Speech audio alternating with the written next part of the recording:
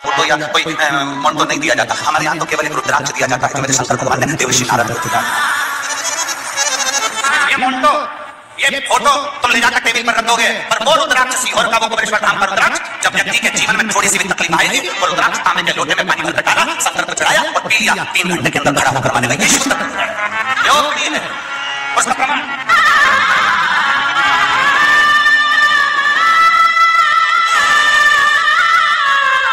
सविता तिवारी, पति रमेश तिवारी, वाराणसी क्षेत्र की रहने वाली। पहले दीदी आपको नमन। और इसमें आपकी चांदी की थाली नहीं है। वाराणसी क्षेत्र की रहने वाली हूँ। गुरुदेव बाबा का मैं क्या बखान करूँ, मेरे पास शब्द नहीं है। गुरुदेव कहीं बेटी है तो आप मिला सकते हैं। अगर कहीं बेटी हो, सविता तिवारी, रमेश तिवारी, वाराणसी क्षेत्र के रहवासी, कहीं बेटे हो तो एक बेलपत्र लेने के लिए आ सकते हैं। एक लोटे जल का मैं क्या वर्णन करूं गुरुदेव। मार्च 2022 में मेरे बच्चेदानी में डॉक्टरों ने गठन बताया। आप लोग एलईडी पर आस्था चैनल पर पत्र को पढ़ सकते हैं। 2022 मार्च के महीने में बच्चेदानी में डॉक्टर ने गठन बताया, जिसका मैंने 5 महीना दवा खाई, लेकिन दवाई का कोई प्रभाव नहीं पड़ा, जिसके कारण मुझे ऑपरेशन कराना पड़ा। गुरुदेव ऑपरेशन के 6 महीने बाद पुनः दर्द शुरू हुआ और दोबारा डॉक्टर को दिखाया तो डॉक्टर ने कैंसर बताया। डॉक्टर ने कैंसर बताया। कैंसर का सुनते ही मैं डर गई। अब मेरे बच्चों का क्या होगा सोच में पड़ी। गुरुदेव कथा तो मैं सुनती थी लेकिन विश्वास नहीं था।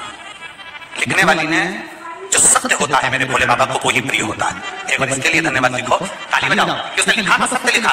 गुरुदेव कथा तो मैं सुनती थी, पत्र में आप पढ़ रहे हैं, कथा तो मैं सुनती थी लेकिन मेरा विश्वास नहीं था कि एक लोटे जल से ये सब संभव होगा। क्या ये सब संभव हो सकता है एक लोटे जल से?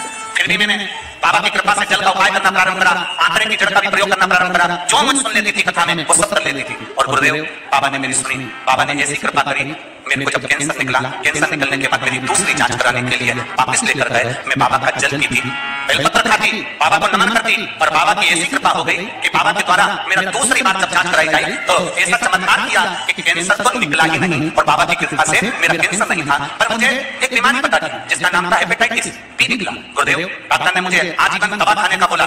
गुरुदेव फिर भी मैं बहुत चिंतित थी क्योंकि कीटाणु 63,000 हो चुके थे।